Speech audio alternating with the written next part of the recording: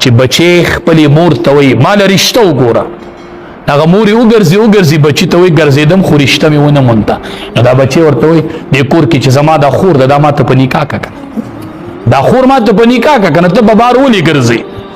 حرمت علیکم امهاتکم وبناتکم واخواتکم.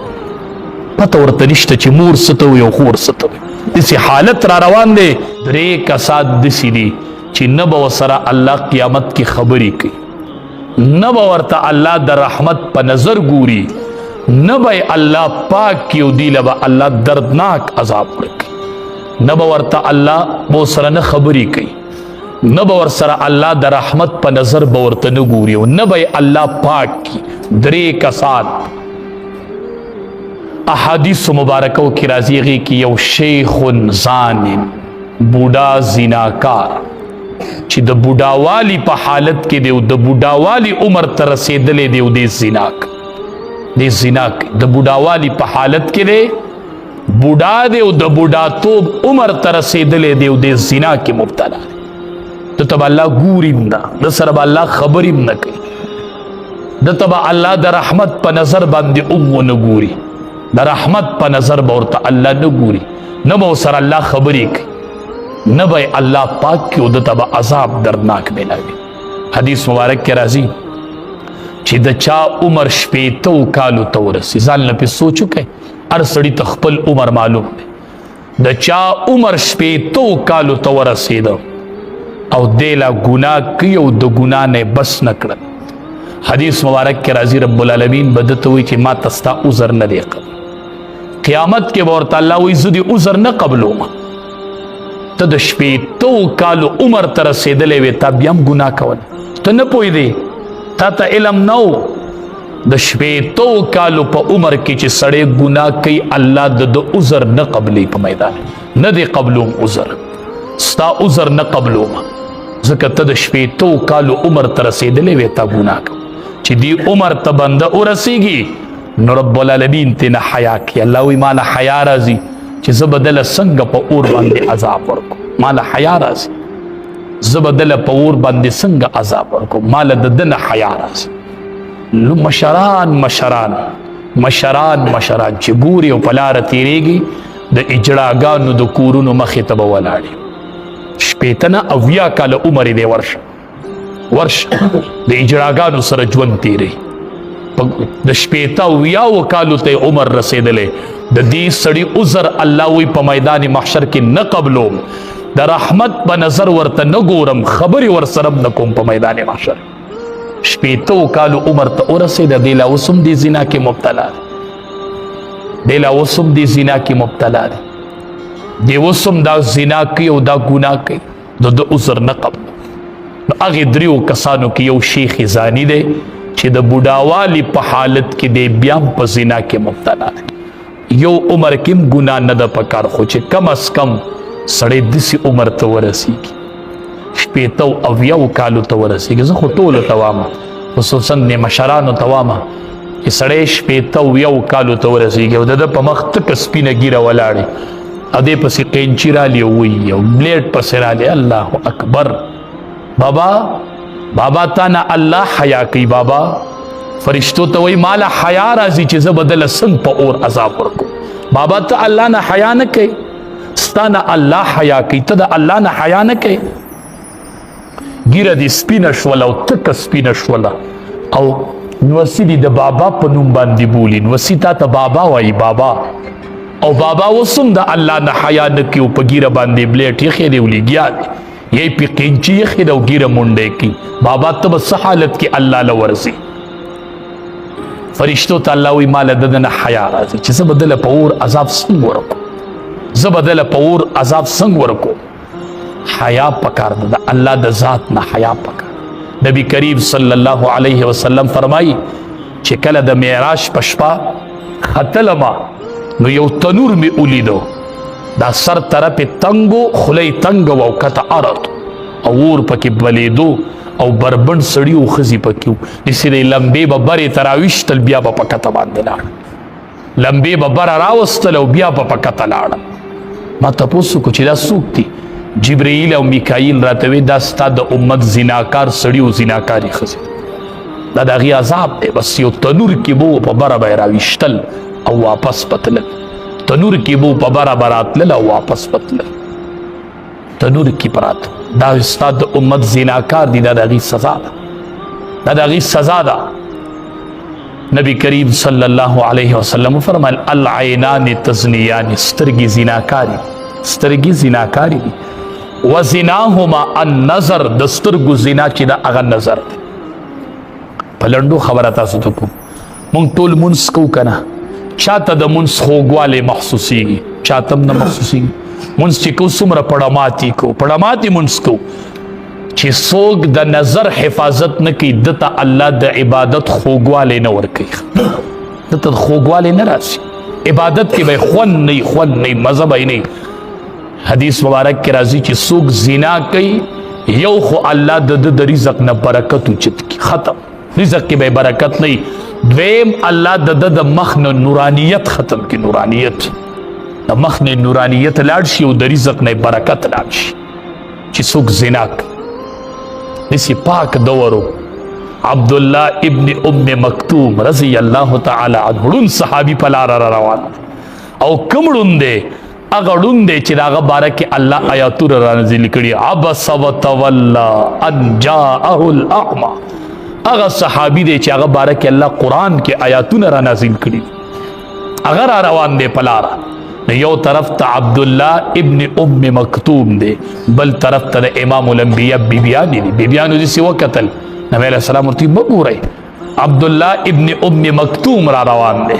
ویل الله حبیبه دی خو ړوند دی، نو دی ړوند نه دی؟ نبی علیه السلام ورته وایي تاسو هم ړند دی، که دی ړوند دی نو تاسو خو نه یې ړند دی، تاسو ورته نظر مه کوئ. اوس خو اسان کار دی، وایي زما زړه صفا دی، زړه کې مې څه نشته. ښه، یو طرف ته عبدالله ابن ام مکتوم دی، بل طرف ته امهات المؤمنین، د مؤمنانو میندې دي او د امام الانبیاء دور دی. امام الانبیاء وی نظر ښکته کو، ته وایي وایي زما زړه صفا دی.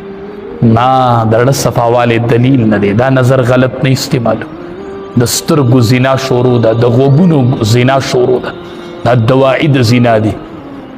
یاد ساتئ، زه خو درته د سوال په طریقه وایم، د سوال چې د بچو نه هم دا موبایل یې وایلی چې څه چل کوي ودي کې، څه چل کوي. بعضې وایي بچی مو چې ځان پنسي کوم، وایي پنسي که ځان که نه، ولې زه ګناهګار یم، پنسي کوه ځان. قطعا بچو له دا موبایل یې مه ورکوئ په لاس کې، قسم په الله. دا یاد ساتئ، د دې ځای دا خبره مې دا یاد ساتئ چې د مور او د خور تمیز د من نه وځي. ګورئ بیا به خفه یې، ګورئ بیا به خفه یې. که مور ته مور وي ماله نوم بدل که، نوم چې ورسره دا و، داسې بې حیایي را ننوتلې ده، داسې بې حیایي را ننوتله. تفسیر روح المعانی لیکلی دی، وایي یو زرګر ډېر پاک ژوند به یې تېرو، ډېر پاک ژوند. یو ورځ کور ته راغی، یو پی واله به دې له پی راوړل.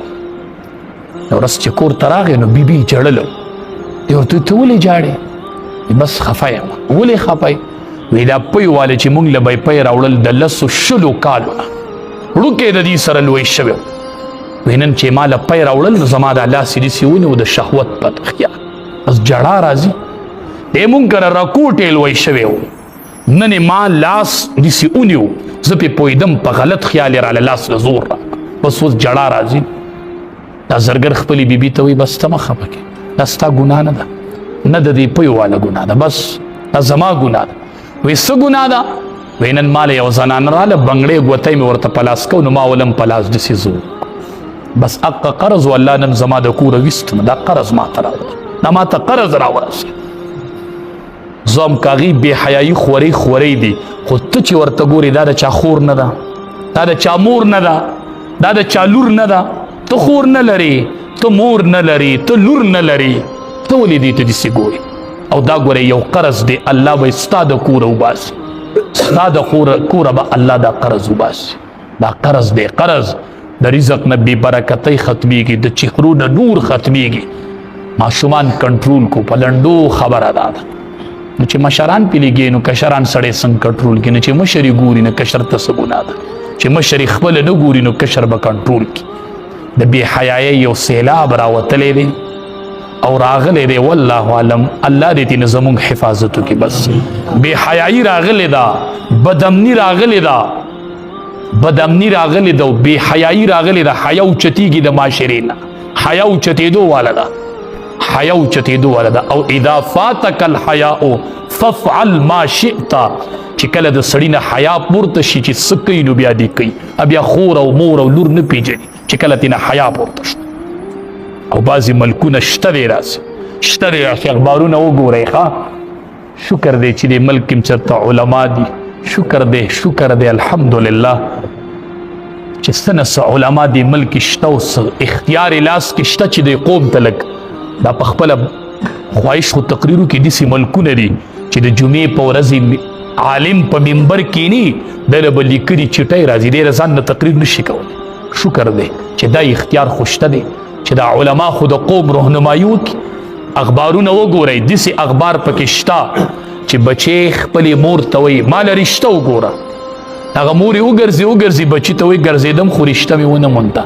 نو دا بچې ورته وایي دې کور کې چې زما دا خور ده دا ما ته په نکاح که کنه، دا خور ما ته په نکاح که کنه، ته به بار ولې ګرځې. حرمت علیکم امهاتکم وبناتکم واخواتکم. پته ورته نشته چې مور څه ته وایي او خور څه ته وایي. داسې حالت را روان دی چې بچې به وایي چې زه د مور سره نکاح کوم. داسې حالت را روان دی. حیوانیت را دنده کېدو والا دی او دا حیا را نه اوچتېږي، دا حیا هم د منځ نه ځي او دقه موبایل به دا حیا پورته کوي. دا مې یاد ساتئ، دا بې حیایي چې راځي د دې د لاسه به راځي او د دې ټیک ټاکو د لاسه به راځي. دا بې حیایي را پسې را روانه ده. دا حیا به رانه پورته کېږي پلار او مورې.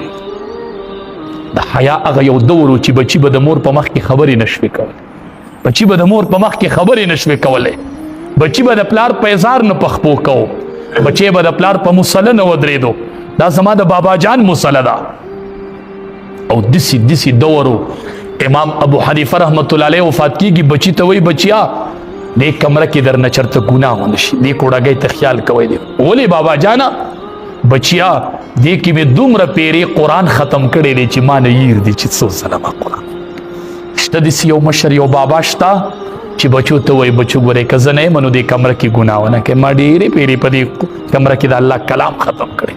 بچو له قرآن ورکوي لاس کې، بچیم علماو ته کښېنوئ. دا درته حقیقت وایم ولی وایي دې علماو پسې پیزار ګرځوئ، بچو ته خو وایي اسې پسې ګرځئ، اسې دا بې حیایي را ننوتو والا ده.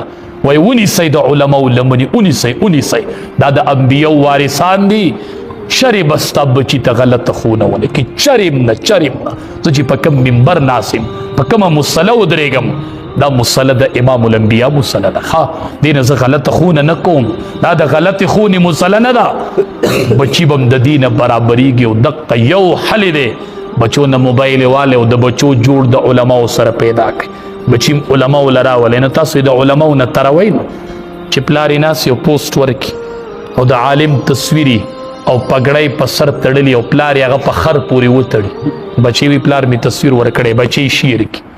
دا بچی به سبا د عالم قدر وکړي، دا بچی به د عالم قدر وکړي چې پلار یې د آیډۍ نه پوسټ ورکوي. که ما خپله نه وي لیدلی ما به نه وویني، ما لیدلی دي خپله سره د پګړۍ مې عالم لیدلی دی چې په خر پورې وله تصویر تړلی. ته به وایي چې زما دا د هغې عالم ورکړی و چې زما سیاسي مخالف و.